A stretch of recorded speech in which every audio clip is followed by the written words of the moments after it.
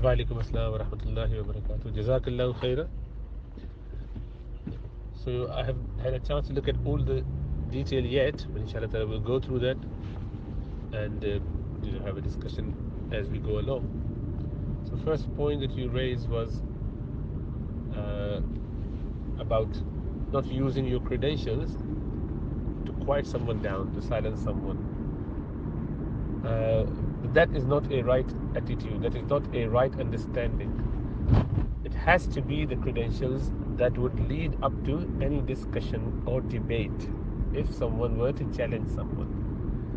Asking a question is not at all a problem. People can ask questions, but you did not ask question, you rather challenge. So obviously, when you challenge something, you are coming from a authority. And when you are talking about any issue, be it religious or worldly, you have to have your credentials to support. You are qualified to do that. If a person is not a scholar, he shouldn't be talking about Islamic teachings. If a person is not a muhaddith, he shouldn't be dealing with the hadith detailed analysis of sahih and not sahih. If a person is not a doctor, he shouldn't be talking about medical treatment. He may suggest his ideas as a chit-chat, but not as a debate, not as a challenge. That you can, likewise, as a student, may ask questions about certain things, but not as authority, not as a challenge. So when the people do that, the only way to quiet them down, and they must be silenced, by showing them their true value wherever they stand. And it is the same for me and the same for everyone. So if I do not know much about IT or accountancy or engineering, then that is good. I should be quieted down and silenced if I am trying to go above my head, like trying to punch over my head, trying to show that I know better, trying to challenge someone. Yeah, I can ask questions, that's not a problem. Asking is always encouraged. Making inquiries and having some inquisitiveness is perfectly fine. But when we talk about deen without ilm, when we talk about any specialty without knowledge of that subject, and we do not qualify to have that, then there's no allowance for that individual to engage in any debate or discussion, because he has not known his worth. He doesn't realize where he is standing and what is his credibility. Otherwise, the whole world would be plaything. There are many people who are talking about and against COVID, many people who are talking and debating about religion, about many teachings of Islam. As long as they've studied it, yes, they can. If they do not know, they don't even know the basic Arabic, for example, and then talking about some grammatical mistakes in the Quran because they've read some article somewhere, something somewhere, and they think that they've done enough research, that's a sign of arrogance, and they must know where they stand. You may say that, oh, the person who is silencing others is arrogant as well. He is not, because he knows his stuff and he has got the certification for that.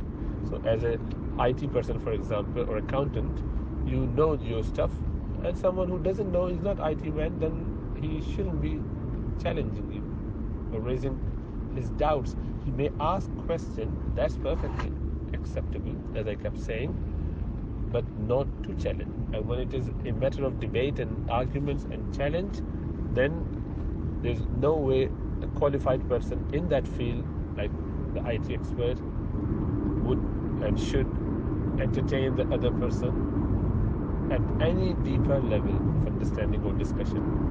And then, obviously, one needs to know their premises, their levels and their credentials before they speak. Talking about anything, especially when it is a matter of deen, then this is completely not allowed. Rasulullah sallallahu alaihi wasallam has said, whoever speaks about Quran without knowledge, and even if he gets it right, he has made a mistake. In certain narrations, فَلْيَتَبَوَّأْ مَقْعَدَهُ مِنَ النَّارِ, let him take seat in hellfire. So that is why even the proper alim would not issue a fatwa unless he has been given ijaza after many years worth of learning and training under the tutelage of teachers, masters of the subject. And this goes for even the people who are secularly learning any subject. For example, this medicine, you've done 5 years worth of studying, and you know stuff inside out, and you've passed the exams with flying colors. You cannot treat a patient independently. Even after doing your house job, you are not allowed to prescribe independently. You have to have a supervision, someone who is monitoring and mentoring you. He's supervising you, making sure that you are still doing things properly. Till you become consultant or the GP fully qualified GP, that takes good 3 years or so of training. And the consultant, even 5 to 6 years worth of training. And then you're allowed to prescribe independently. No one is going to charge you or question you. Then you have got the authority, unless you made a silly mistake, obviously. So remember that. That goes in every specialty. So, and I can, tell you, I have done it several times. I would still continue to do the same thing, because that is the only right way. There's no other way. Not even staying quiet. You have to silence the person who is challenging, despite having no credentials. That is why I would normally ask the question, are you a qualified person in this field? If they say yes, then inshallah ta'ala carry on, discuss, and then make it a point. If not, then stay quiet. Stay quiet. Yeah, if you wanted to ask question, then you can ask question at the right time when there's a allowance for that. Not anyone coming up with any ideas and throwing in a different gathering or program. So remember that, and inshallah ta'ala, it's good that you raised this question. Many people do not realize that, and they need to understand that inshallah ta'ala it is only good for them. It doesn't affect the other person, it affects that individual who is getting this arrogant idea that I should be able to question anyone and everyone. No, you are not, and no one is. We can only challenge the stuff that we know of. Without knowing this, no question at all. Yes, a discussion with someone who knows their stuff, and even challenging from someone who knows their stuff very well, is a master of the subject, but gentle, asking for a clarification, getting some knowledge. As a teacher, why not? A student can ask a question when they assume a role of a student. A son or daughter can ask their parents when they are behaving like children, not as father of the father or equal to the father or equal to the teacher. Then definitely not.